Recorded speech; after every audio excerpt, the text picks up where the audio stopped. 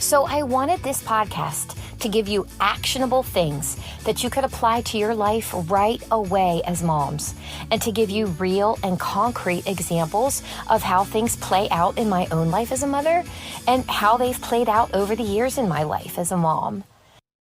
Do you ever wonder, how am I going to make it through to bedtime? How will I make it to the weekend? Or how will I ever get through this long, hard season with my kids? If you're a mom, you've likely asked those questions over and over again. Hi, I'm Sarah Short. I'm a busy mom of 5 kids, and after almost 2 decades of parenting and asking myself those same questions, I'm here to share with you some of the best ways to navigate through your days as a mom. From life with a newborn, to toddlers, to teenagers, and everything in between, I'll teach you how to walk through every season of motherhood with courage and creativity, and come out on the other side smarter and wiser, all while creating great relationships with your kids and a home life you love. My Nana once told me, there's no way but through. Turns out she was right, in life and in motherhood. So throw your hair in a messy bun, grab your coffee, and come have a seat as we talk about all things mom. This is the No Way But Through podcast. Welcome back to the No Way But Through podcast. I am so glad you're here today. This fall, I have come to love Tuesdays because Tuesdays are the days that new episodes drop here. And I love that you get to hear and listen to the finished product of the hard work I've put into making each episode happen every week. Today is the last episode of season 1 on this podcast.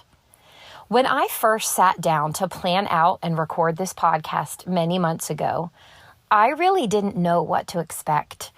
I've told you this before, but I'm not really a podcast listener, and so I wasn't even sure what I wanted this to be or what I wanted it to look like. I just had a very clear vision that I wanted it to be helpful for young moms.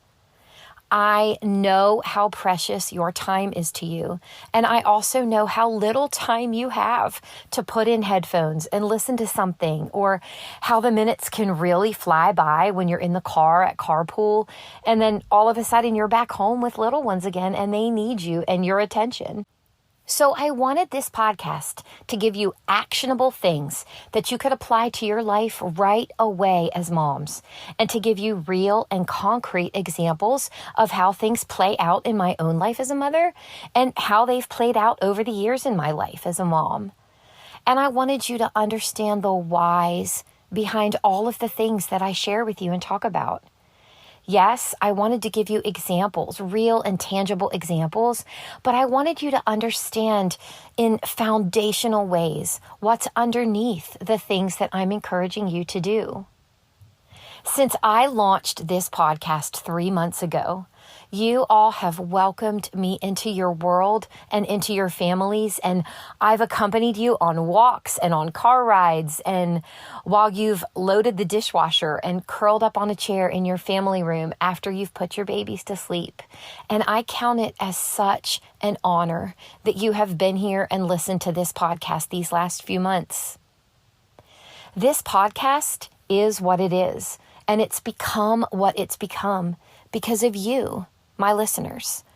I actually didn't know if you'd listen or engage with me at all, or if you'd show up, but I have been blown away by your response these last few months. From the day I launched this podcast, my real life friends and family have loved me and cheered for me and supported me and shared this podcast over and over again. And because of that, there are hundreds of you that tune in every week. I was looking at some statistics this week, and the No Way But Through podcast has been downloaded thousands and thousands of times and been listened to in 4 different countries. That blows me away, especially since it's only a few months old. One of my sons came home from school the other day and said to me, "Hey, Mom, this girl that I don't know in my chemistry class stopped me today and said, "Hey, Lincoln, I was listening to this podcast with my mom on the way to school today because one of her friends told her she should listen to it with me. And it turns out it's your mom." He was so proud. And I love that you all have shared this podcast with your friends and with people you love. And I'm just so grateful for that. And I'm so excited about what's ahead for this podcast in 2024.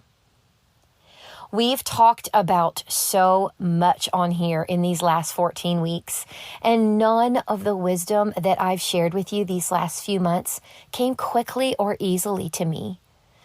The things that I've shared with you have all been my lived experiences over the last 2 decades that I've been a mom.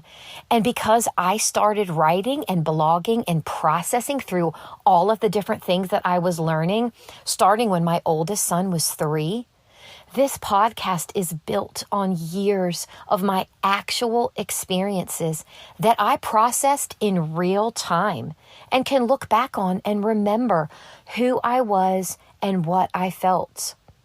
My friend Molly, one of the young moms in my life that I love and adore and have been pouring into her for several years, she tells me all the time that one of the most powerful things I ever say to her is, "I remember." And I do. Some of it I remember just because I remember, but some of it I remember because I wrote about all of it as it was happening to me day after day when I was a young mom myself. This podcast is just an online extension of what I've already been doing and living in my very real life, with the young moms in my very real life, and with my own kids and my own family. And it is such an honor that I get to share the wisdom that I've learned with so many more of you now. In the last episode of season 1, I wanted to give you just a handful of things that I've talked about over these last 14 weeks that are things I really want you to remember and things that I believe so passionately and I want you to carry with you as you anticipate and move into 2024. I was tempted to not share some of the most important things I believe about motherhood in these early episodes of the podcast because I hadn't really built an audience yet. And there's all of this research and all of these different strategies and different ways of doing things. And I told Jason that if I was going to do this podcast, then I was going to give you the very best of me and the very best of what I've learned and what I know right from the beginning. These things I've shared with you, I do feel so passionately about, and they are things that I've learned the hard way from years of making my own mistakes and then doing things differently the next time. I've always wanted you to know this, really to know this, that as I forged my path through motherhood, I have made mistakes, but then I try again, and then I make more mistakes, and then I get up and try again. And after 2 decades now, I'm sharing with you what I know to be true and what I want for you as moms. And I'm so excited because there is so much more that I can't wait to share with you as we move into the next year together.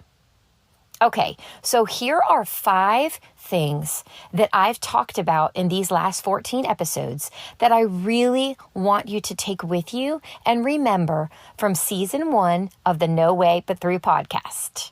All right, here we go. Number 1, there is no one right way to do anything in motherhood. I've talked about this multiple times throughout this podcast, but particularly in episode 2, in the letter I wrote to moms of 1 or 2 children. There is not one right way to do any of this. There are multiple ways to raise children, to interact with them and love them and care for them. There are different ways of developing the culture in your family and discipline and routines and bedtime and snacks and all of that. Potty training, nursing. There is no one right way to do things. The way your mom did them, the way your aunt did them, the way your friends do them, those things and those ways, they may not work for you.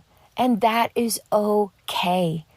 And you can walk through motherhood humbly, ready to listen and hear, and then sift through the advice of others, including me.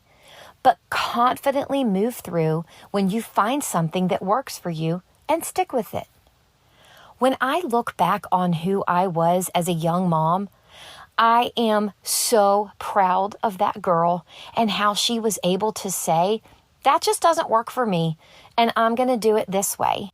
I started saying that to myself when my kids were itty bitty little ones, and I only had 1 or 2 of them.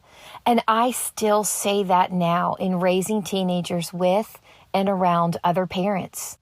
You get to find your own way as a mom.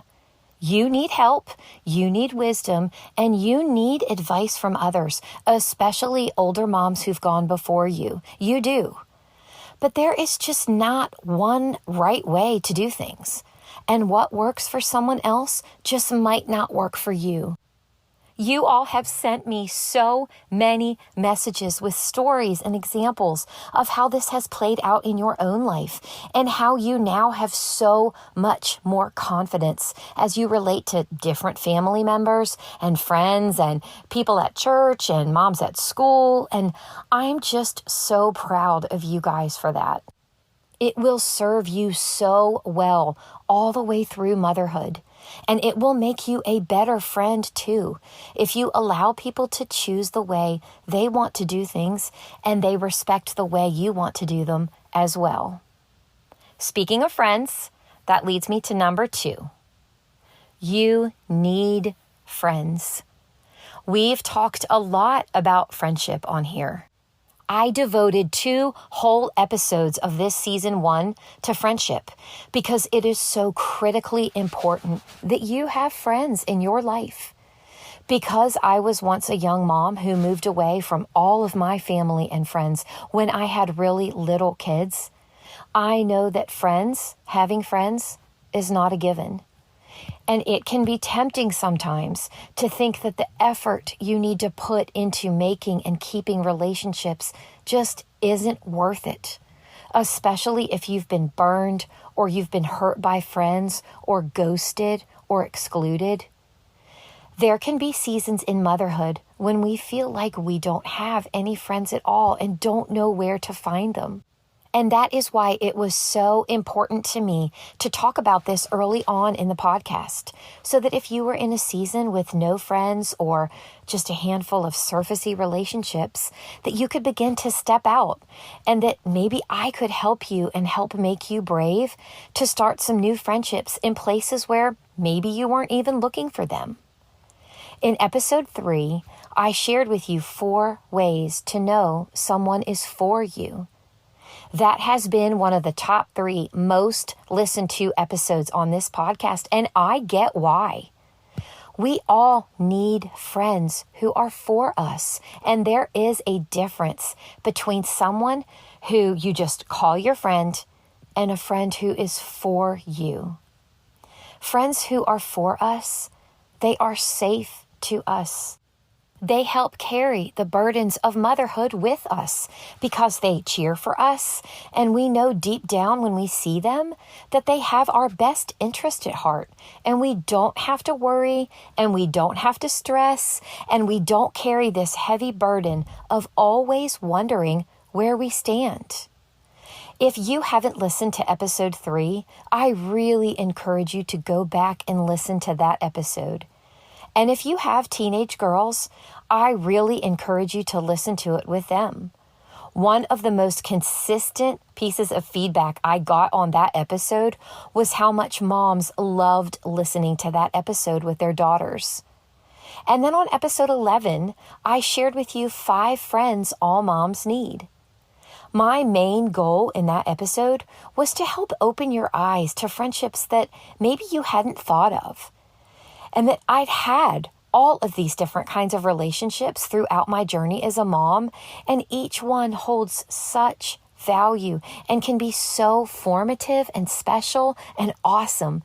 And so if you haven't listened to episode 11 on 5 friends all moms need, I really encourage you to go back and listen to that one as well. Number 3, prioritize dinner around the table with your family. There is nothing we do as a family that has bonded us more or changed us or that challenges us and builds our family culture like our dinner around the table together. I shared this with you in episode 4 in 2 ways to create a close-knit family, with dinner around the table being one of those ways that's really essential if you want a family that's bonded together.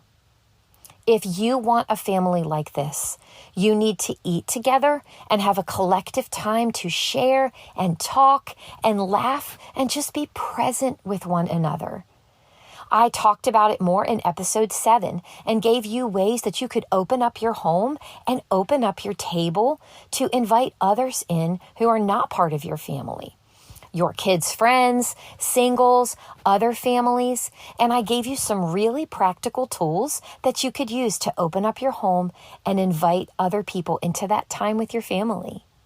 And then in episode 11, I talked about family traditions and how you establish those, and that the most important tradition that we have in our family is dinner around the table together every night.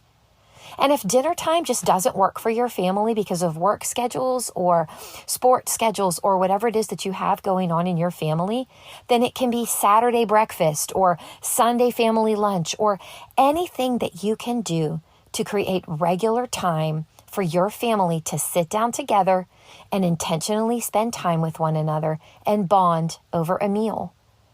Our little teeny tiny kids have been sitting in high chairs around our table while we've done this since they were old enough to sit up. And I love seeing now that I have an adult child and one right on his heels, and what that time means to them now and how important it's been to them throughout their lives and remains so important to them today. You will never regret making time to sit down and have dinner around the table as a family. You won't. And if you want to dig deep into research about that, you will find that statistically, eating together as a family around the table has an incredible impact on the adults that will walk out of your doors and start their own lives one day. Prioritize dinner together. It's just so, so important. Number 4, make your parenting decisions out of wisdom, not fear. I devoted one whole entire episode to this because it has been so central to my life as a mom and to Jason and me as parents. Every time we have a parenting decision to make that requires some thought and some introspection and weighing multiple different things, and we arrive at a decision, we always stop and ask ourselves, are we making this decision out of wisdom or out of fear? There are so many things that the world tells us to be afraid of. The internet, television, cell phones, other kids at school, other kids at church, other parents and their choices, the devil, public school, private school, homeschoolers, too early bedtimes, too late bedtimes, too much sugar, not enough fun. It's so easy to get wrapped up in what we're afraid might happen or not happen. And we can get all tied up in knots and then not really know how to make a decision and then how to have peace about it. Well, this one question, am I making this decision out of wisdom or out of fear, has really helped guide us as parents down a path of making wise and good decisions for our kids instead of making decisions out of fear. There aren't easy answers to so many things, but if you use this question, I truly believe it will help you be able to make good decisions and the right decisions for your kids in any circumstance. It has helped us so much. And even over the last couple of months, I see how it's helped you all as you've sent me messages saying this question has been so transformative for you as parents, as you've been using it to make parenting decisions. I want you to take this question with you as we leave season 1, because I want this question to help guide your parenting choices. Am I making this decision out of wisdom or out of fear? And lastly, number 5, experiences over things.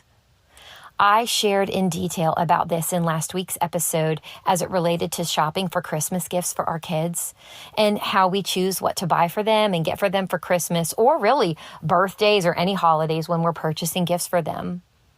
We base those gifts, almost all of our kids' gifts, on what they love to do, not what they want to have. Experiences over things, experiences over stuff, is one of our core family values over here at the Shorts. We started implementing this when our kids were in their toddler years, and it has helped our kids battle entitlement and battle envy and an unhealthy attachment to stuff and this crazy pull towards thinking that having stuff makes them better than somebody else. We want their hearts untethered to stuff. We want them to see and experience the world around them with the people around them. And that at the end of their time in our family, when they first launch out as young adults, we want them to be able to look back and have it not be stuff that they remember, but the experiences we've shared as a family and with others that they value and cherish. We spend our money and our time and our thought life as parents when we're thinking about our kids and what we want for them and how we want them to see the world. We spend a lot of our time and our resources on giving them meaningful and rich experiences with each other and with us and with the other people in their lives and the people that we love. And it's really been so sweet to now have adult children who do truly value experiences over material possessions and have lived that out for their entire lives and see that it really is truly the relationships in your life that matter, not the stuff that you own. So those are the 5 things, just 5 things I'd love for you to remember from season 1 of this podcast. There is not one right way to do anything in motherhood. You need friends. Prioritize dinner around the table with your family. Make your parenting decisions out of wisdom, not fear, and experiences over stuff. I'm sure we will revisit these again because they are so core to what I want to teach you and share with you and for you to develop within your own families. But those are just 5 things that I really want you to carry with you as you move into 2024. I am so excited about what's ahead for this podcast. And I am also ready to set it aside for a little bit while I celebrate the holidays with my family and take a break from this work that I'm doing. Something that is so important to me is that I model for you and live out in front of you with this podcast what I believe and what I'm teaching you. Because this is work that I can set aside because I'm not supporting my family with it, but this is something I'm doing as a way of loving and serving you all. I am going to spend the next several weeks with my kids and with my husband and pouring into my relationships with my friends and my extended family. And I always want you to see in me that I am modeling for you in my real life what I'm teaching you here online. I've told you before that the moms that I mentor in my life, I couldn't come on here and talk to you about motherhood and about being a young mom today in 2023, going into 2024. I couldn't come on here and talk to you about those things if my real life didn't reflect a pouring out to them in my real life spaces. So this mom, this podcasting mom who just finished her first season, her first 14 episodes, is signing off now until 2024. I can't wait to be back with you again next year and share with you the exciting things I have for you. I'll still be hanging out over on Instagram. You can always message me over there. I'm not sure how much I'll be posting or not, but you can always send me a message over there if you want to get in touch with me. Thank you for all the ways that you've loved and supported me as I've launched this podcast this fall. For listening and for leaving me the most amazing reviews that you've left for me over on Apple Podcasts. For coming back week after week and learning from me. I am so grateful for each one of you that listened, and I can't wait to be back with you in 2024. Merry Christmas, you guys. I hope you have an amazing new year.